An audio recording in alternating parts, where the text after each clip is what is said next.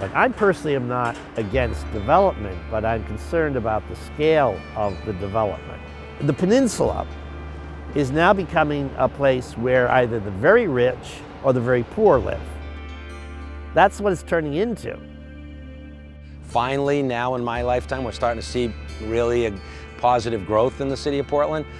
But if we need to foster that and increase that while the economics allow for it, otherwise our next generation won't have the benefit of a renovated and improved city of Portland. You know, the reality is people that are afraid that change is going to lead to worse things just don't see the fact that this change has actually been making Portland better. People want to develop here because people want to live here. There's money to be made. Unfortunately, what that means is that those of us who live here are going to see a change in the quality of our life. Portland skyline is going to change dramatically. The money that went into urban renewal in the 60s, in a sense, was just reflecting that attitude at the time. Unfortunately, what it didn't necessarily always realize was that you were ripping up communities, you were ripping up the fabric of cities, you were destroying people's livelihoods and so forth in this quest to make things more modern. For both the Spring Street and the Franklin Arterial, lots of buildings were demolished.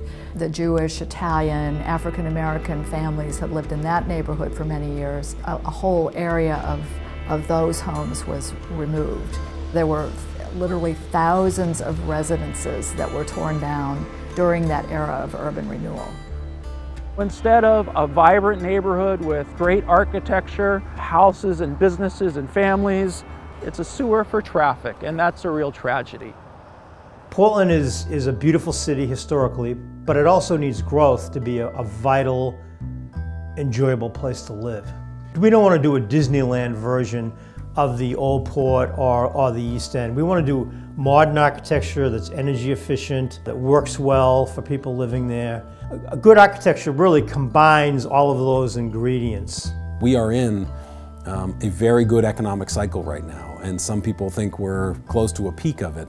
I'm all about economic growth. It's really important that we have good jobs in the city, that people want to come here, that they can support their families. So how do we preserve the middle class? How do we make sure that the folks who built our city don't get pushed out of our city? It's always sort of being pegged as corporate interest versus community, but that's disingenuous. The developments of hotels, the developments of larger assets on the waterfront, these are things that contribute revenue to the tax base that pays for education, for instance.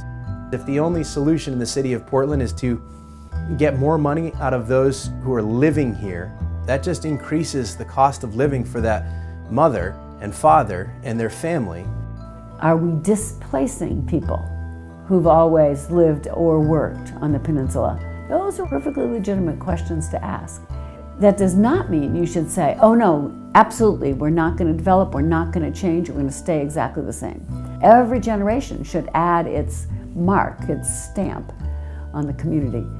I deeply believe that this is a singular moment in the city's history. It, in fact, is at a crossroads. The center of the city, the peninsula as we call it, will become largely inhabited by people of wealth and people of very little means. Everybody else will be moved off into some suburban setting. That's I think, the inevitable outcome of not acting upon this singular moment. The lessons that we're learning today are fundamentally, I think, the same as the lessons the generation before us learned and has taught me, and that is to protect and preserve what it is that's great while embracing the change that you need to grow. The people of this city have a very good collective sense of where they want to go and what will be best to preserve what's great.